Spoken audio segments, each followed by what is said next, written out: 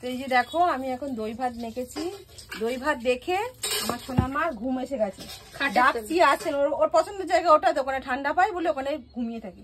বাবু এইখানে এতক্ষণ শুয়েছিল, মাখলে বলে চলে গেল। আসো খাবে, এসো বাবা, এসো বাবু আমার। ডাকছি আসবে না, খাবে না, দই ভাত একদম ভালো লাগে না।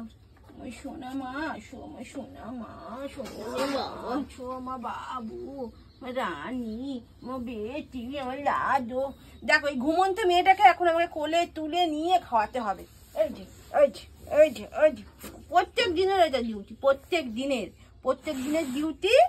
এই যে খাবে কিন্তু আদর করে। এই দেখো, এই দেখো গিফটটা নিয়েছে, শুকে নিল যে কি আছে। এই দেখো এবার সোনামা খাবে। তারপর কি সোনামার গায়ে এক ফোঁটা ফেলা যাবে না, খুব সাবধানে খাওয়াতে হয়। এইরকম করে যদি আমার হাত পা গুটিয়ে নেবে যদি গায়ে একটু পড়ে। চলো আমার মাথায় খাইয়ে নি।